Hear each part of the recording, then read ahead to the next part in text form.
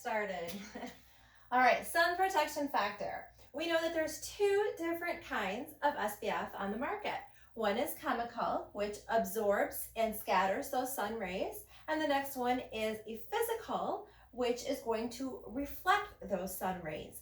The physical contains zinc oxide and titanium dioxide.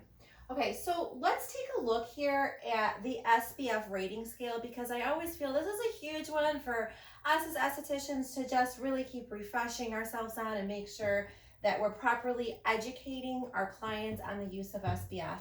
I hear it so much. Clients come in, oh, well, this head is an SPF of 15, so they think that's equivalent to 15 hours, or SPF 30 hours. No, that's not the case. So right here we can see on this side, we've got all these numbers here. This is going to be the percentage of UV rays that the SPF is blocking out.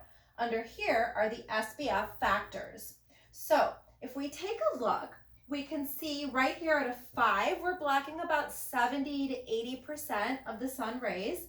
We're having this little bit of a gradual climb all the way here. When we get to SPF 30, we're already blocking out 97% of the sun's rays. And we're not moving a whole much past that 97%.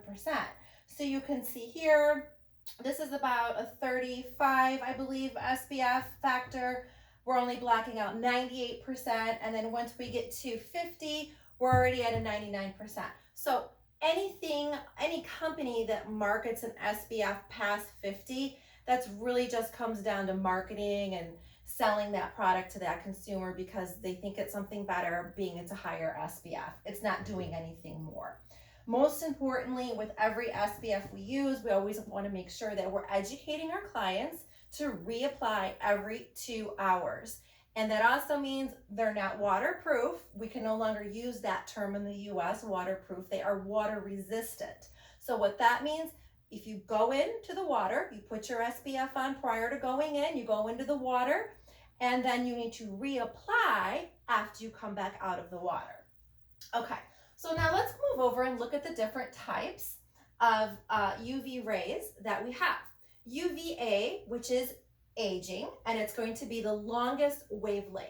UVB, which is burning, which is going to be a shorter wavelength. And UVC, which does not even reach the Earth's surface, so we really don't need to worry about UVC, but it is going to be the shortest wavelength, so we all know. Now here, if we take a look at my diagram, we can see right here we've got the epidermis, here we've got the dermis, and down here we've got subcutaneous fat. So what's happening with our UV aging rays is those aging rays are coming all the way deep down in here into the dermis. And what happens there is that causes aging, premature aging, wrinkles, lines, photo damage, all that bad stuff. And it also can cause melanoma, those are coming from those UVA rays.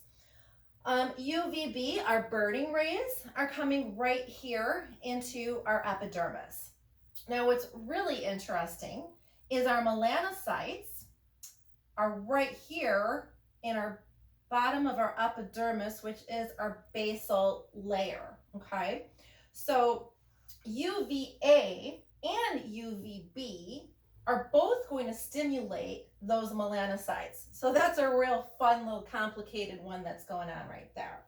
Another thing that I want to talk to you about with UVA rays is we've got MMPs.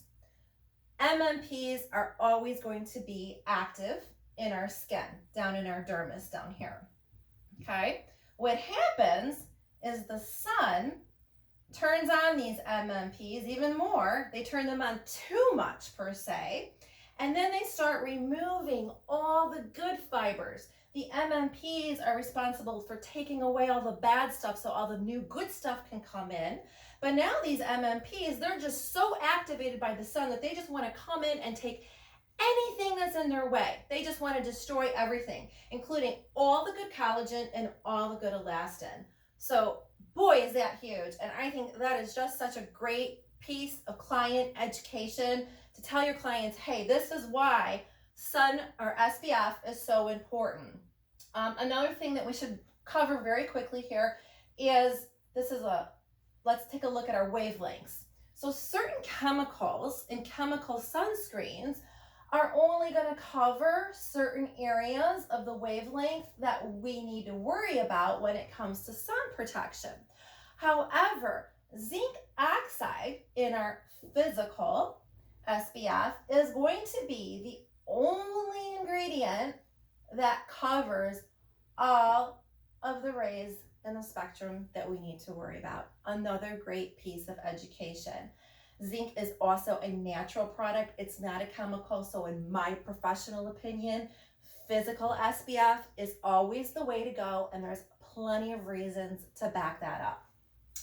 All right, so let's take a look at what the FDA is currently doing, because it's important to be aware of what the FDA is doing, because we've got a lot of changes here on the horizon. So FDA recognizes 16 active ingredients as safe and effective right now. Under the new rule, 2 out of those 16 would remain safe and effective. 2 other ingredients would be classified as prohibited. The FDA has requested additional data to see if the other 12 are going to remain safe. The 2 that are definitely not safe, and both of these are not legal in the US, so you're not going to find them on the shelves here, but it is PABA and tolamine, okay?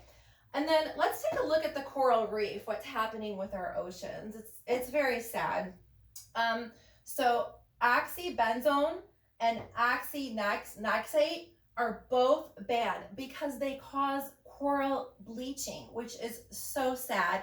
And there's the FDA is still putting together other research if there's going to be more that are going to be banned just because of that specific reason. So right now, the state of Hawaii, yay Hawaii, they have already taken these 2 ingredients off their shelf. So any SPF you find in that state are not going to contain these 2 chemicals. However, effective January 1st, 2021, all of the United States, they will both be banned. So we'll no longer be seeing those. So to wrap this up, again, client education. I can't stress it enough. Keep educating your clients on the importance and the benefits, the differences between the SPF, and just really how you need to apply them and why you need to use them. It's just the sun is so damaging. Make sure you're getting that information out there. Thanks.